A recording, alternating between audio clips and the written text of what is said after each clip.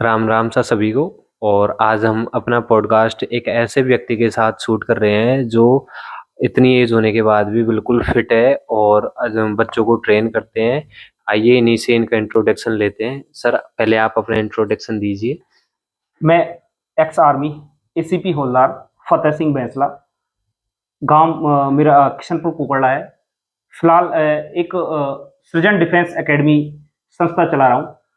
और मैं मेरी जीवनी आपको क्या बताऊं कि मैं एक गरीब परिवार से बिलोंग करता हूँ। गांव से बिलोंग करता हूँ। मैं 2003 के अंदर मैं गंगापुर से रह रहा हूँ। और जब मैंने 12th पास यहाँ गंगापुर हाई सेकेंडरी स्कूल से की थी। और उसके बाद से ही मेरे जब हाई सेकेंडरी स्कूल के अंदर जब मैं बच्चों को दौड़ते हुए देखता था तो मेरे एक मन के अंदर जुनून पैदा हो गया कि मुझे भी एक आर्मी की वर्दी चाहिए। और तब से ही मेरे एक दिल और दिमाग के अंदर आर्मी की वर्दी का जुनून घूमने लगा। और मैंने 2003 के अंदर सितंबर महीना था और सवाई माधोपुर डिस्ट्रिक्ट के अंदर अपना भर्ती का आयोजन किया गया था। पहले रैलियां हुआ करती थी। हम जब रैली में दौड़े थे तो हमारे जो बैच के अंदर 750 आदमी दौड़े थे। और उस भीड़ को क्रॉस करके मैं इंडियन आर्मी की जो वर्दी का जो मेरा जुनून था वो मैंने उसको प्राप्त किया।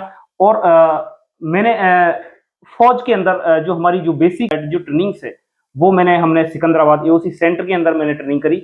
और काफी अच्छी ट्रेनिंग करी। और ट्रेनिंग भी हमारी दो पार्ट्सों में होती है। एक तो हमारा जो बेसिक ट्रेनिंग और एक हमारा ट्रेड ट्रेनिंग। तो मैंने काफी मेहनत, क्योंकि बेसिक ट्रेनिंग में ज्यादा आदमी को हाँ। तकलीफ उठानी पड़ती है। हाँ। उसके बाद हमारी जो बेसिक ट्रेनिंग खत्म हुई उसके बाद हमने ट्रेड ट्रेनिंग करी। और फिर उसके बाद हम रिंग रूटिंग करके और जब एक बार फ्री होके और जब हम एक महीने की जो छुट्टी मिलती है बड़ा हाँ। हाँ। सुकून हाँ। से बीतता है वो दिन। बीता है बिल्कुल सर। और हवलदार की रैंक तक पहुंचे थे तो वो सफर क्या रहा था, एक बार उस पे भी थोड़ी बात कर लेते हैं। तो मैं जो मेरा जो टर्नओवर है पूरी इंडियन आर्मी का वो 17 साल और 21 दिन का मेरा टर्नओवर है। उसमें मैंने काफी संघर्ष किया। देखो आपको पता है फौज में जो प्रमोशन है वो धीरे धीरे होता है। और हमने जो मेरी 17 साल की एज थी, जो मैंने 17 साल जो फौज के अंदर फौज को समर्पित किए थे, उसमें मेरी 7 साल की जो सर्विस है वो तो जे एंड के जम्मू और कश्मीर के अंदर थी। और वहां भी काफी दिक्कतों का सामना करना पड़ता है। आपको पता होगा कि 2007 के अंदर जब हम जम्मू में थे तो काफी उस टाइम आतंकवादियों का काफी वो था। और हमने जम्मू के अंदर आरआर भी काटी थी। और वहाँ काफी मतलब संघर्ष करने के बाद हमने 7 साल हमारी जो टर्नओवर है वो हमने जम्मू में गुजारा। फिर उसके बाद 7 साल हमारा एओसी सेंटर के अंदर हमने ट्रेनिंग उस्ताद के रूप में निकाला। वहाँ हमने ड्रिल जो कोर्स है, डीआई कोर्स है, देहरादून के अंदर किया। और फिर उसके बाद में हमने डब्ल्यू जो वेपन का जो कोर्स होता है डब्ल्यूटी, वो हमने आईएम देर इसके बाद मऊ में जो कोर्स किया। और फिर मेरा जो 7 साल का टर्नओवर है, जो बच्चे जो न्यू ट्रेनिंग के लिए जाते हैं उन्हीं को हम ट्रेंड करते थे, न्यू सोल्जर ट्रेंड करते थे हम। ऐसे करके हम मैं 2021 के अंदर रिटायरमेंट हो गया था। आज आप एक रिटायर हवलदार ही नहीं बल्कि आप एक एकेडमी रन कर रहे हो जो यस। जो हर साल कई बच्चों को, जैसे आर्मी एस्पिरेंट हो गए और जो दिल्ली पुलिस हो गए, सभी जो ट्रेड्स होती है उनमें आप बच्चों का सिलेक्शन करवाते हो। तो आप एक बार थोड़ा सा अपनी एकेडमी के बारे में इंट्रोडक्शन दीजिए। देखो सृजन डिफेंस एकेडमी ये हमने 2021 के अंदर रन की थी। क्योंकि 2021 अप्रैल के अंदर में रिटायरमेंट हुआ था। और सितंबर 2021 से हमने जो सृजन डिफेंस एकेडमी है इसको हमने रन कर दिया था। क्योंकि हमारा जो भाई साहब है, जो एक्शन साहब है, उनका एक विजन था कि यार हमारे जो समाज के लोग हैं जो कुछ मिडिल फैमिली से बिलोंग करते हैं वो अच्छी तैयारी नहीं कर सकते। तो हमने सोचा कि यार क्यों नहीं एक जो अपन के जो समाज के लोग वो ज्यादातर फौज में ज्यादा ज्यादा पसंद करते हैं। तो हमने एक यहाँ पर धुंदेश्वर रोड के ऊपर एक सृजन डिफेंस एकेडमी स्थापित करी। और यहाँ पे हमने 2021 से ही हमने सिलेक्शन देना स्टार्ट कर दिया था। हाँ। क्योंकि मैं मुझे एक तो पिछला जो मेरा आर्मी का तजुर्बा था वो भी मेरे पास था। और फिर उसके बाद मेरे को समाज के अच्छे लोग जो अच्छे तैयारी करने वाले बच्चे मिले और उनको मैंने मोटिवेट किया। और मोटिवेट करके उन बच्चों को मैंने आर्मी के अंदर लगाने वाला तो देखो आज ना तो आप जानते हैं ना मैं जानता कौन है, हाँ। बट जो हमारी जो मेहनत है सृजन डिफेंस एकेडमी की, वो एक नंबर मेहनत कराई जाती है, और जो मेहनत है उसी से आदमी अपने मुकाम पर पहुंचता है। बिल्कुल सर। और एक सवाल मैं पूछना चाहूँगा, जैसे आपका जो ट्रेनिंग टाइम था, वो पीरियड और आज का जो ट्रेनिंग है, वो कौन-सा टफ ज़्यादा था? आपके समय का टफ था या आज का समय का टफ है? देखो आज कल तो आप ये देख रहे हो कि ये जो आज की जो जनरेशन है, वो उसमें भी उतना दम नहीं है जितना पहले की जनरेशन में दम पहले था। की में था, हाँ। तो स्वाभाविक है कि जो पहले की जो ट्रेनिंग है वो हार्ड होती थी, और अभी जो ट्रेनिंग है वो नॉर्मल होती है। अब आपको ये बता दूं कि जब हम रनिंग करते थे, जब हम 700 आदमी के बैच में दौड़ते थे, अब आपको पता है कि यार 700 आदमी के बैच में दौड़ना और आज की डेट में 100 बच्चे के बैच में दौड़ना, मतलब एक 7 गुना एक तरीके से अपन माने आज की डेट में। तो आप यूं सोचोगे वो जो हमारी जो पावर थी, जो हमारी जो पहले की जो ट्रेनिंग की वो थी, और आज की जो ट्रेनिंग है वो समथिंग है कि 7 गुने कम हो गई है, एक तरीके से देखा जाए जो अपन उस आंकड़े को लगा के चलते हैं। और आजकल की जो बच्चे हैं, जो न्यू जो बच्चे आ रहे हैं, उनमें सबसे जो कमी है वो है डिसिप्लिन और मोटिवेशन। आज भी बच्चे काफी अच्छे निकल के आ रहे हैं, बट क्या है कि उनको थोड़ा सा गाइड करने वाला, मोटिवेशन करने वाला, और उनको डिसिप्लिन के बारे में थोड़ा सा कन्विंस करने वाला कोई बंदा मिल नहीं रहा है, और वो चीजें हम यहाँ सृजन डिफेंस एकेडमी में सारी चीजें बताई। सर, आप डिसिप्लिन को किस तरीके से डिफाइन करते हो, और क्या आज के यूथ में डिसिप्लिन की कमी आपको देखने को मिलती है? क्योंकि आप ही एक वो जो नए यूथ से ज़्यादा कनेक्ट हो और उन्हीं को ट्रेनिंग प्रोवाइड करवाते हो, तो आपके अकॉर्डिंग बताइए। देखो डिसिप्लिन के बारे में मैं आपको बता देता हूँ। डिसिप्लिन एक कोई ऐसी वस्तु नहीं है जिसको अपन की यार ग्रहण कर लेते हैं। डिसिप्लिन आदमी अपने आप सीखता है, और आप अगले आदमी आपको जिसके सामने आप खड़े हो उसके सामने आप कैसे पेश आ रहे हो, तो वो आदमी ऑटोमेटिकली अपन देख लेते हैं कि यार इस बच्चे के अंदर कितना डिसिप्लिन है। और डिसिप्लिन एक अगर मैं मानूं तो डिसिप्लिन ये नहीं है कि बोलने चालने आपका सारी चीजें डिसिप्लिन के अंदर आती है, बोलना चालना, सामने आपके जो खड़े हैं उससे आपको किस तरीके से व्यवहार करना है। और डिसिप्लिन डिसिप्लिन तो आपको पता है कि फौज के अंदर सबसे जो इंपॉर्टेंट चीज होती है वो है डिसिप्लिन। अगर जिस बच्चे का डिसिप्लिन, हमारे फौज में भी बोलते हैं कि अगर जिसका डिसिप्लिन एक नंबर है वो एक नंबर फौजी होता है। जी सर, जी सर। और सर, आपका कोई ऐसा मूवमेंट था जिस टाइम आपको लगा था कि यार अब मेरे से आर्मी में नहीं हो पाएगा?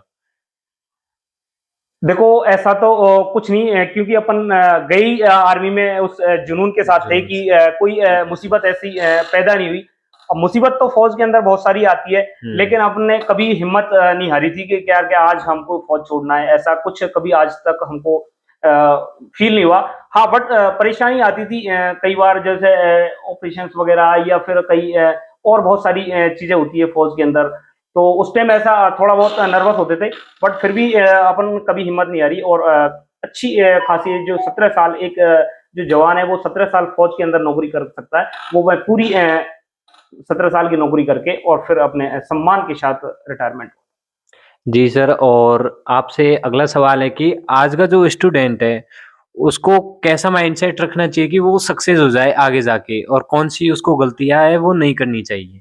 देखो आज की जो जनरेशन है वो को देखा जाए तो अपन हवाबाजी में ज्यादा होती है। देखो बिल्कुल मैं सर। बिल्कुल फैक्ट बात बता रहा हूँ, जो मैं एक्चुअली देखता हूँ वो चीजें। बिल्कुल सर। लेकिन ऐसा आदमी को नहीं करना चाहिए, क्योंकि आपको को उतने ही पैर पसारने चाहिए जितने अपनी चद्दर है साहब, वो एक सीधी सी कहावत है। बिल्कुल सर।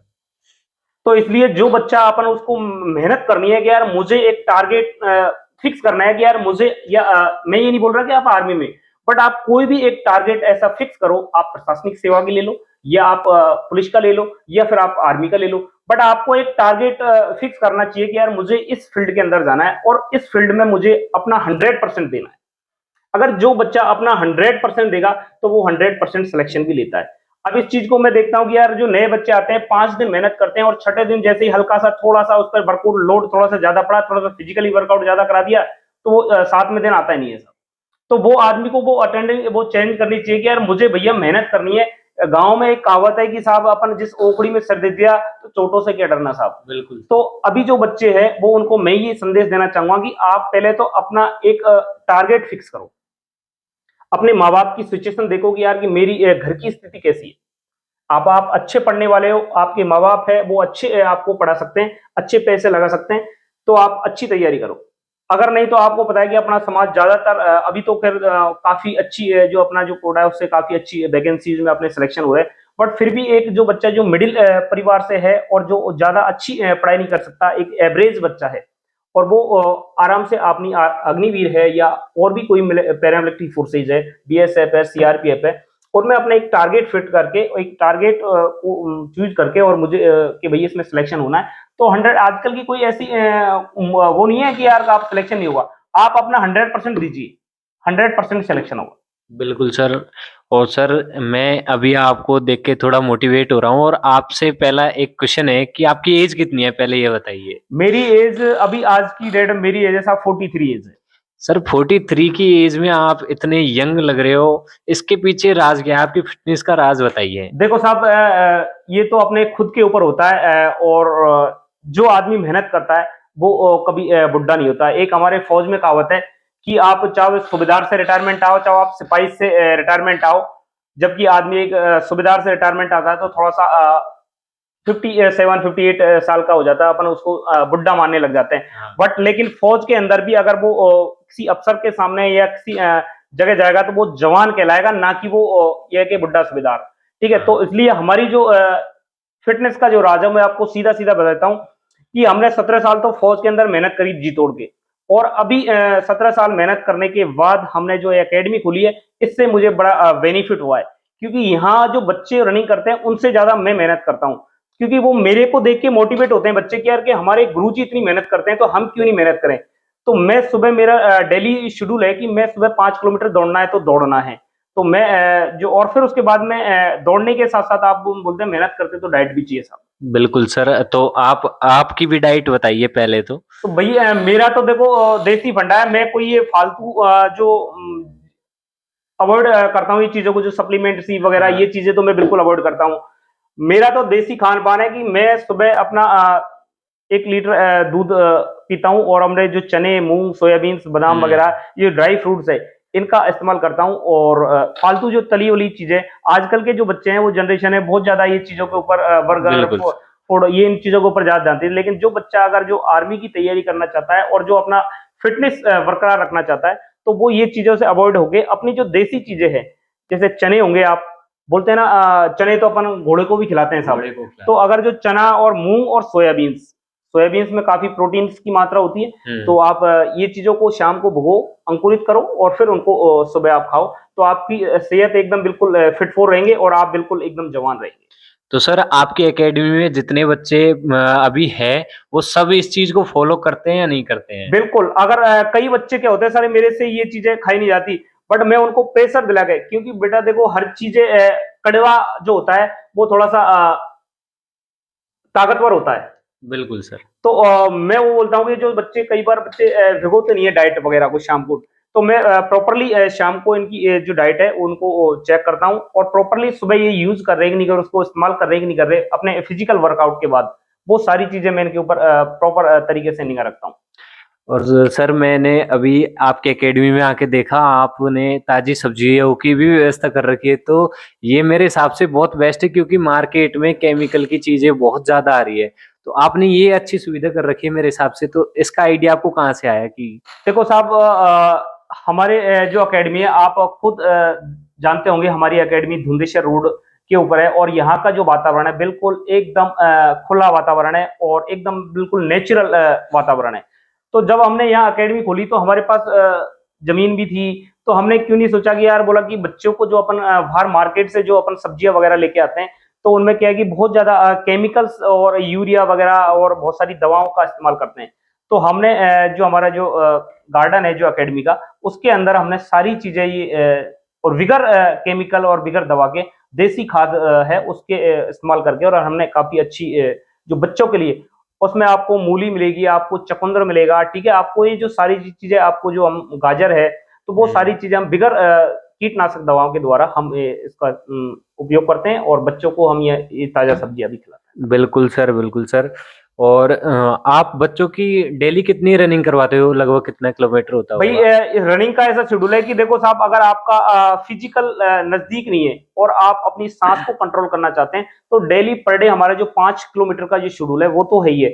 और वीकली एक ऑफ जो हमारा शनिवार को जो रहता है, उसमें हम 15 किलोमीटर भी जाते हैं। कई बार हम धुंधेश्वर धाम की जो सड्डियां हैं उनका भी वर्कआउट करते हैं। कई बार हमारा जो देवनारायण मंदिर है अपना, जो सवाई माधो हाँ, अपना जयपुर रोड के जयपुर ऊपर रोड पे। इंगोटा के, हम्म, तो वहां भी हम जाते हैं। और कई बार हम जो ये अपना माधोपुर रोड है, इसमें चौकी है, वहां तक हम जो लॉन्ग रनिंग होता है, जो वीकली एक शनिवार का डे होता है, उसको हम लॉन्ग रनिंग करते हैं। उससे क्या होता है कि बच्चा लॉन्ग रनिंग करता है तो उससे उसकी सांस जल्दी कंट्रोल होती है, उसके स्टेप जल्दी खुल जाते हैं। तो इसलिए हम जो वीकली है वो और फिर उसके बाद में हम जैसे रनिंग करने के बाद हमारा जो नॉर्मली जो वर्कआउट है, जो एक्सरसाइज है, जो स्टेप खोलने की एक्सरसाइज है, हमारी सांस कंट्रोल होने की एक्सरसाइज है, ठीक है, स्टेप ना बढ़ाने की एक्सरसाइज है, वो हम ये चीजें करते हैं। और फिर अगर जब भर्ती नजदीक हो जाती है, जब हमारा फिजिकल नजदीक हो जाता है, तब हम स्पीड वर्कआउट है वगैरह वो स्टार्ट कर देते हैं। बिल्कुल सर। और सर जो 5 दिन बचते हैं 7 दिन में, तो वो आप पूरे ग्राउंड में करवाते हो या फिर उसमें भी बाहर का कोई रहता है सीन? नहीं, बाहर का कोई सीन रहता, हम ज्यादातर हम ग्राउंड को ही प्रायोरिटी देते हैं। हम्म। क्योंकि हमारा जो वहां पे जो फाइनली जो हमारी रेस होती है, जो हमारा फाइनली जो हमारी भर्ती होती है, वो एक ग्राउंड के अंदर होती है। और वो ग्राउंड 400 मीटर का ट्रैक होता है, रनिंग होती है 400 मीटर का। तो उसी हिसाब से क्या है कि बच्चे के माइंड सेट करना पड़ता है कि यार मुझे इस ग्राउंड के अंदर वो 4 चक्कर लगाने हैं। और उसी हिसाब से उस बच्चे का माइंड को सेट करके और उस ग्राउंड के अंदर हम 100% देने की कोशिश करते हैं। बिल्कुल सर। और सर अभी तक आपकी एकेडमी से लगभग कितने बच्चे सेलेक्ट हो चुके होंगे? देखो, हमने जब 2021 से जो अकेडमी हमने रन करी थी, तब हमारा फर्स्ट टाइम जो सिलेक्शन था वो हमारे 2 बच्चों का सिलेक्शन हुआ था। बिल्कुल। क्योंकि हमने हाफ टाइम से खोली थी, क्योंकि तैयारी पहले से चल रही थी। और जब सितंबर महीने के बाद जब भर्ती आ गई थी, तो उस टाइम जब हमारा फर्स्ट जो सिलेक्शन था, बैच था, उसमें 2 बच्चों का 2021 के अंदर सिलेक्शन हुआ था। हाँ, एक चीज और बता दूं मैं आपको कि अभी जो भर्तियों में जो बदलाव है वो काफी चेंजमेंट हो गया है बिल्कुल। हमारी टाइम से। और आज की डेट में जो भर्तियों का बदलाव है वो बिल्कुल एकदम विपरीत हो गया, अलग हो गया है। क्योंकि हमारे टाइम में पहले फिजिकल हुआ करता था, और आज की जो डेट में है, पहले एग्जाम होती है, सीटी एग्जाम होती है, उसके बाद भी आप फिजिकल के लिए आप क्वालिफाई होते हो। तो काफी अच्छी जो भीड़ है वो कम हो जाती है इससे। और जो अच्छे जो बच्चे हैं, जो धावक है, जो अच्छे तैयारी करने वाले हैं, वो बच्चे काफी अच्छे सिलेक्शन हो जाते हैं। और फिर उसके बाद में हमने 2022 के अंदर भी सिलेक्शन दिए 6 बच्चों का। फिर 2023 के अंदर हमने 8 बच्चों का सिलेक्शन दिया। 2024 के अंदर हमने 12 बच्चों का सिलेक्शन दिया। और अभी 2025 के अंदर हमने 17 बच्चों का सिलेक्शन दिया। ये तो अग्निवीर के हैं। Yes sir. उसके बाद फिर हमने पैरामिलिट्री फोर्सेज, जैसे दिल्ली पुलिस के अंदर पर साल जो वैकेंसी निकलती है, उसमें 2-5 बच्चे हमारे दिल्ली पुलिस में निकल जाते हैं। फिर उसके बाद जो हमारे राजस्थान पुलिस है, उसमें बच्चे हम निकाल देते हैं। फिर ग्रुप डी के। तो ऐसे हमने जो ओवरऑल आज की डेट में हमारे जो अकेडमी का जो सिलेक्शन का जो है वो 74 बच्चे हैं हमारे जो अकेडमी से हैं, वो सारे 74 बच्चों का सिलेक्शन हो चुका अभी तक। कॉन्ग्रेचुलेशन सर, इतने बच्चों को आपने सेलेक्ट करवाया। सर एक सवाल मेरा, जब बच्चों का सिलेक्शन लेटर आता है तो उस टाइम जो खुशी होती है उसको कैसे व्यक्त करते हो, मतलब? कई बार तो बच्चे जब सिलेक्शन होने के बाद सबसे पहले मैंने अभी तक जो देखा है, सबसे पहले वो माँ बाप को भी नहीं बताते। मैंने ऐसे ऐसे बच्चे देते हैं जो डायरेक्ट जैसे ही उनका कॉल लेटर आता है, तो वो सीधा मेरे को फोन करते हैं कि बोला गुरुजी आपकी कृपा से। मन की हमारी नहीं है, ये ऊपर वाले और आपके माँ बाप का ही दिया हुआ सब कुछ है। और कुछ कई बार तो वो अपने माँ बाप से बात कराते थे, तो माँ बाप भी उनके रोने लग जाते हैं फोनों पे। इतनी खुशी मतलब उसको जाहिर नहीं कर पाते कि वो अपने माँ बाप की, यार कि हमारा, जबकि हमारा कुछ नहीं, हम सिर्फ एक मेहनत कराते हैं। क्योंकि जो लगाने वाला ऊपर वाला है, तो इसलिए हम तो ये चीज को बहुत ही ज्यादा वो करते हैं कि यार जो जो खुशी मिलती है जो सिलेक्शन की, वो मतलब आदमी को इतना प्रफुल्लित कर देती है कि आदमी, आपने हमारा जो 2025 का जो सिलेक्शन का जो आपने हमारा जो प्रोग्राम देखा होगा, कितना अच्छा प्रोग्राम हाँ। हुआ था। और काफी अच्छे बच्चे सिलेक्शन हुए थे। और काफी मतलब अच्छा एक हमने प्रोग्राम किया था, जो एक तरीके से जो एक सेरेमनी टाइप का प्रोग्राम होता है, वो हमने बच्चों का यहाँ साफा पहना के और काफी अच्छा प्रोग्राम किया। बिल्कुल सर। सर मेरा अगला सवाल है कि जिम जाना चाहिए, रनिंग करनी चाहिए, क्योंकि स्टेमिना जिम से नहीं आता है। तो आपके हिसाब से जिम जाना चाहिए फिर देखो, दोनों अलग अलग चीजें हैं सब। जिस बच्चे को अपने मसल्स और अपने जो कई बार आजकल का जो ट्रेंडिंग चल रहा है, आपने देखा होगा कि बच्चे बॉडी बनाना ज्यादा पसंद करते हैं, और वो बॉडी जिम के साथ साथ आप अगर सप्लीमेंट्री वगैरह और जो वो नहीं लेते तो वो आपकी एक्चुअली जो आपको जो चाहिए थी वो बॉडी नहीं बन पाती और आपकी स्टेमिना भी नहीं बन पाती। हाँ, आपने देखा होगा जिम करने वाला बच्चा 1 किलोमीटर भी नहीं दौड़ सकता, बिल्कुल क्योंकि सर। उसमें स्टेमिना नहीं होती, वो ओनली फॉर बॉडी का जो फ्लाव है, जो बॉडी की मसल्स है उनको गेन करता है।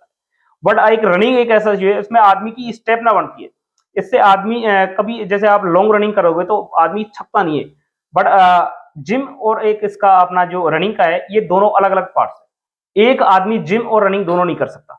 तो आदमी जो बच्चे को लगना कि यार कि मुझे एक नेचुरली जैसे अपन बोलते हैं ना, एक तो नेचुरल और एक कृत्रिम, वो है एक तरीके से, क्योंकि जो जिम है एक कृत्रिम है, और जो रनिंग का जो फंडा है, जो रनिंग वाली जो पार्ट्स है, ये एकदम बिल्कुल नेचुरल है साहब। बिल्कुल सर। अब अगला सवाल है मेरा सर आपसे, बॉडी मेंटेन के लिए सप्लीमेंट चाहिए या कंसिस्टेंसी चाहिए बच्चे को?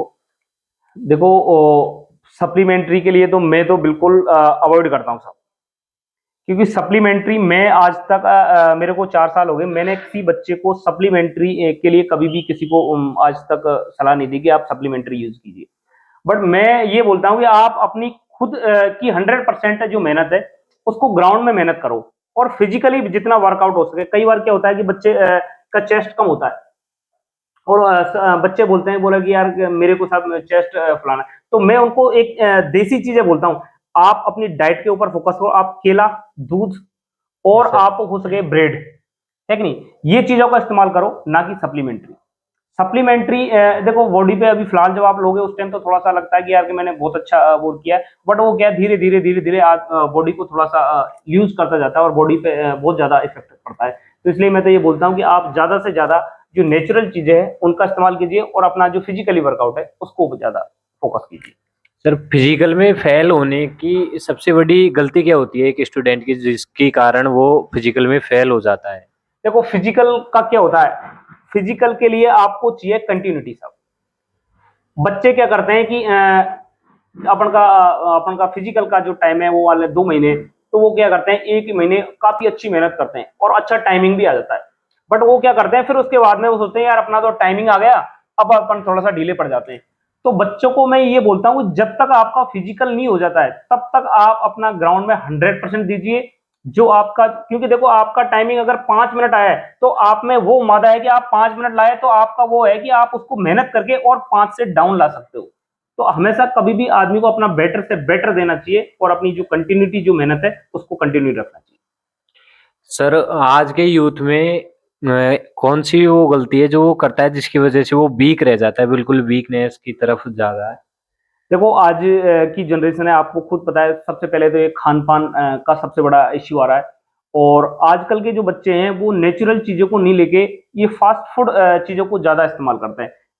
फास्ट फूड जो चीजें होती है वो बॉडी में आपको पता है कि ये सारी चीजें बॉडी के अंदर जो अपन को जो नेचुरल जो प्रोटीन्स वगैरह जो आपको विटामिन जो मिलनी चाहिए वो नहीं मिल पाती। और आज के जो बच्चे हैं ये, अगर मैं बोलता हूँ, कुछ बच्चे क्या करते हैं कि मैं देखता हूँ जो मेरी सामने आती वो चीजें बता रहा हूँ मैं आपको, कोई गड़ी हुई चीजें बिल्कुल। नहीं बता। कई बच्चे क्या करते हैं पेंथर लेके और उसको पीते हैं साहब, और वो जबकि पेंथर 60 रुपए की आती है, 60 रुपए का अगर वो बच्चा 1 लीटर दूध पिए तो उसमें भाई साहब उतनी ताकत आ जाएगी वो अपने आप भागने लग जाएगा। बट वो आजकल के बच्चे क्या करते हैं, पेंथर पी ली और बोला कि मैंने तो यार बहुत तगड़ा वो बिल्कुल सर। एनर्जी ले ली। तो वो चीजों को बोल रहा हूं मैं कि अगर ये चीज जो बच्चे हैं जिसको ये चीजों की तैयारी करनी है तो ये फालतू चीजें उनसे बिल्कुल अवॉइड करना चाहिए। सर, ये चीजें साथ में लिवर को भी इफेक्ट करती है, क्योंकि यस, मैं भी हाँ एक हाँ। मेडिकल फील्ड से हूँ। तो ये चीजें आपके लिवर को भी इफेक्ट करती है, किडनी को भी इफेक्ट करती है, साथ में पूरी बॉडी का बैलेंस है वो खराब कर देती है। तो रनिंग वाले बच्चों को तो ये अवॉइड करनी ही चाहिए। बिल्कुल बिल्कुल साहब, ये चीजें तो क्या सर, मोबाइल एडिक्शन है जो ये फिजिकल को अफेक्ट करता है या नहीं करता है? बिल्कुल साहब। देखो, मोबाइल एक ऐसी चीज है साहब, ये आदमी को अपन को लगता है कि यार मोबाइल है, मोबाइल इस्तेमाल करना सबसे ज्यादा आदमी माइंडली परेशान होता है, क्योंकि आप कोई भी चीज को आप कंटिन्यूटी अगर आप देखते रहोगे तो आपको माइंडली परेशान हो जाओगे। आप फिजिकली नहीं होगे लेकिन आप क्या माइंडली परेशान हो जाओगे कि यार कि मैंने बहुत सी सारी चीजें उसमें नेगेटिव भी आती है, कुछ पॉजिटिव भी आती है। तो आदमी क्या करता है कि पॉजिटिव चीजों को कम ग्रहण करता है और नेगेटिव चीजों को ज्यादा ग्रहण कर लेता है। तो इसलिए मैं तो ये बोलता हूँ कि जो मोबाइल है उनका कम इस्तेमाल करें, क्योंकि अच्छे जो टॉपर्स हैं जो निकल के आते हैं, आपने देखे होंगे, उनके भी वीडियो देखे होंगे, तो वो बच्चे मोबाइलों को कम इस्तेमाल करते हैं। जी सर, आपका रिटायरमेंट हुआ था उसके बाद आपको एकेडमी ओपन करने का जो आइडिया है वो कैसे आया है, या फिर किसी से मोटिवेट हुए? देखो आर्मी से रिटायरमेंट होने के बाद, क्योंकि मैं इस फील्ड से हूँ, तो मेरे ये जुनून तो पहले था कि यार कि मैं जब भर्ती हुआ हूँ तो मैं क्यों नहीं यार, जब ये सारी चीजें मेरे अंदर काबिलियत है कि यार मैं बच्चों को ट्रेंड करके और देश के लिए एक अच्छा सैनिक तैयार कर सकता हूँ। तो ये तो मेरा जुनून तो पहले से ही था, बट उसके लिए पीछे से जो सपोर्ट थी वो हमारे जो भाई साहब है, जो एनएसजी कमांडो है कि नहीं, उनका भी वो था, और कुछ हमारा भी वो था कि यार कि हम भी ये चीजों को जो समाज के जो बच्चे हैं जो दाएं बाएं इधर उधर भाग रहे हैं, जो पहले बच्चे यहाँ से अपने सीकर की साइड जाते थे, क्योंकि यहाँ जी अपने सर। कोई एकेडमी नहीं थी। हाँ। तो वो चीज को हमने देखा कि यार बच्चे वहां सीकर में जाके और बहुत सारे पैसे देके और सारे ऐसे ही तैयारी करते हैं। तो क्यों ना हम यहाँ अपने जो गंगापुर के अंदर ये एकेडमी खोल दी जाए, और हमारी मात्र ज्यादा फीस भी नहीं है। हमें तो खुले में बोलता हूँ सबको, आपके चैनल के माध्यम से बोल रहा हूँ कि हमारे यहाँ 5,000 फीस है मात्र, और 500 रुपए रजिस्ट्रेशन फीस है। इसमें आपको खाना, फिजिकल ट्रेनिंग और आपका जो क्लासेज है वो सारी चीजें आपको 5,000 रुपए महीने के अंदर आपको सारी चीजें मिल जाती है। तो मैं तो ये बोलता हूँ, जो बच्चे अभी न्यू अग्निवीर की वैकेंसी आई हुई है, तो जो बच्चों ने फॉर्म लगा दिया है तो वो अपना समय को फालतू नहीं गवाए, और अपनी एक अच्छी एकेडमी है उसको चूज करे, और अपना जो सिलेक्शन है वो पक्का करे। सर मैं देखता हूँ 5,000 में तो कुछ नहीं मिलता है, क्योंकि पीजी भी में अगर हम रहते हैं तो वहाँ पे खाने पीने के ही 5-5, 6-6 हजार ले लेते हैं। इतना कम पैसा लेने का कारण क्या है? देखो कारण कुछ नहीं है, मेरा तो ये है कि मेरा समाज के प्रति ज्यादा वो है साहब। और जो मेरे यहाँ से जो बच्चे लगते हैं ज्यादातर अपने समाज और अपने आसपास के एरिया के, चाहे वो कोई सा भी समाज का हो बच्चा, लेकिन अपन को ज्यादा ऐसा लगता है कि यार कि अपने जो गुर्जर समाज के लोग हैं वो ज्यादा इसमें वो होते हैं, बट ऐसा कुछ नहीं है। मेरे यहाँ से इस बार सिलेक्शन योगियों के बच्चे भी सिलेक्शन हुए और मीणाओं के बच्चे भी सिलेक्शन हुए। तो इसलिए मैं तो ये बोलता हूँ कि ये 5,000 रुपए में हम उस बच्चे को सिर्फ ओनली खाना और खाना आपने खुद देख लेना, अभी हमारी एकेडमी का जो खाना है काफी अच्छा खाना बनता है। मेरे को उस चीज का फर्क नहीं पड़ता है कि यार, लेकिन मेरा सबसे बड़ा मोटो ये है कि मेरे यहाँ एकेडमी से बच्चा नौकरी लगे बस। एक जो अपने जो एक सपना लेके आता है वो पूरा करे, और आपको पता है कि यार 5,000 रुपए में कुछ नहीं मिलता साहब। बिल्कुल सर। लेकिन फिर भी मैं ये चीजें सारी मेंटेन करके रखता हूँ, और कोचिंग तो एक तरीके से मैं फ्री दे रहा हूँ, ये तो खाने पीने के ही पैसे ले रहा हूँ। हाँ। इसमें कोचिंग जो एड है वो तो कोचिंग तो फ्री में देता हूँ मैं। तो इसलिए जो बच्चे अगर जो मिडिल परिवार से हैं, जो ये ज्यादा और ज्यादा पैसे नहीं लगा सकते, ज्यादा अच्छी तैयारी नहीं कर सकते, तो उनके लिए मैं सजेस्ट करूंगा कि वो ये बच्चे अग्निवीर को अपना टारगेट बनाए और इसमें सर्विस नौकरी लगने की कोशिश करें। बिल्कुल सर। और सर मैंने भी देखा था और मैं सुनता भी हूँ, आप जो गरीब बच्चे होते हो उनको और ज्यादा सपोर्ट करते हो, मतलब और भी कम पैसे में करते हो उनका। तो सर इतना कैसे कर पाते हो आप? देखो साहब, भगवान ने मेरे को सब कुछ दे रखा है साहब। मैं आर्मी से रिटायर्ड हूँ, और अभी दूसरी जॉब भी कर रहा हूँ, और प्लस एकेडमी भी चला रहा हूँ मैं। तो मेरा तो एक ही मोटो है कि यार ज्यादा से ज्यादा मुझे वहाँ तब खुशी मिलती है जब बच्चा सिलेक्शन लेता है ना, तब मुझे इसी से संतुष्ट हो जाता हूँ मैं कि यार कि मैंने यार कम से कम मेरे नीचे निकला हुआ बच्चा आज एक देश की सेवा कर रहा है, और देश के लिए एक अच्छा मैंने एक नौजवान अपनी यहाँ एकेडमी से सृजित करके और देश के लिए भेजा है। बिल्कुल सर। और सर जब आपके पास स्टूडेंट आता है और जब वो जाता है 3 महीने, 6 महीने, साल भर, जितने दिन आपके पास रुकता है, तो जैसे आपके पास आता है उसके बाद वो जाता है तो उसमें कितना बदलाव आ जाता है? देखो साहब, हर चीज का देखो कहीं ना कहीं तो इफेक्ट पड़ता है। हमारा यहाँ का जो माहौल है, जो बच्चों का माहौल है, देखो घर से जब आदमी आता है तो बिल्कुल एकदम बिगड़ा हुआ आता है मेरे पास। तो मैं तो क्लियर बताता हूँ साहब, बिल्कुल कई सर। बच्चे तो ऐसे आते हैं कि साहब माँ बाप ऐसे बोलते हैं, बोले साहब आप तो इसको थोड़ा सा हल्का सा ट्रेंड करो, और आप ये इसको अगर फौज में लग जाए तो साहब बहुत बढ़िया। तो उसके लिए मुझे बहुत मेहनत करनी पड़ती है। देखो आदमी जो बिगड़ा होता है ना, जो आदमी घर पे कभी मेहनत करी नहीं और वो आपके यहाँ मेहनत करता है, तो उसको 2, 4, 5 दिन, 1 हफ्ते, 2 हफ्ते तो उसको मोटिवेट कर करके उसको थोड़ा सा सुबह जल्दी उठना, है कि नहीं, ग्राउंड में चलना, ग्राउंड की एक्सरसाइज के बारे में बताना, क्लासों के बारे में बताना, क्लास में बैठाना, क्योंकि जब आदमी जो ये इस चीज की तैयारी करता है तो 12th के बाद एक साल गैप ले लेता है, और जब बिल्कुल एक साल पढ़ाई से जब आदमी दूर हो जाता है और फिर दोबारा से वो पढ़ाई के लिए अगर अपन उसको प्रेरित करते हैं तो काफी मुसीबतों का सामना करना पड़ता है, क्योंकि उसका मन को डाइवर्ट करना पड़ता है, उसका दिमाग को डाइवर्ट करना पड़ता है। तो ये सारी चीजों का काफी मुझे संघर्ष करना पड़ता है, और मैं खुद ये चीजों को मैं खुद देखता हूँ। मैं काफी सुबह और शाम जब हमारे फिजिकली वर्कआउट होते हैं उससे पहले मैं बच्चों को 10-15-20 मिनट तो खुद मैं मोटिवेट करता हूँ कि यार बेटे बच्चे ये आप मेहनत करोगे तो आप अच्छा मुकाम तक पहुंचोगे, अगर आप मेहनत नहीं करोगे तो आप वही मजूरी करोगे। तो इसलिए मैं बच्चों को काफी ऐसे मोटिवेट कर देता हूँ कि उसके एक बार जुनून पैदा हो जाता है कि, और जो बच्चा यहाँ मेरे पास एक बार आ गया ना, वो वापस जाने का नाम नहीं लेता, वो तो फिर फौजी बन के ही जाता है। बिल्कुल सर। जी साहब। सर आप आपके जो डेली की एनर्जी आती है वो उसका राज क्या है? सुबह आप इतनी जल्दी उठ जाते हो, शाम को इतनी लेट तक वर्कआउट करवाते रहते हो, बच्चों के साथ बहुत ज्यादा टाइम स्पेंड करते हो। देखो साहब, ये तो हमारा क्या है कि शुरू से ही फौज से ही सीखा हुआ है।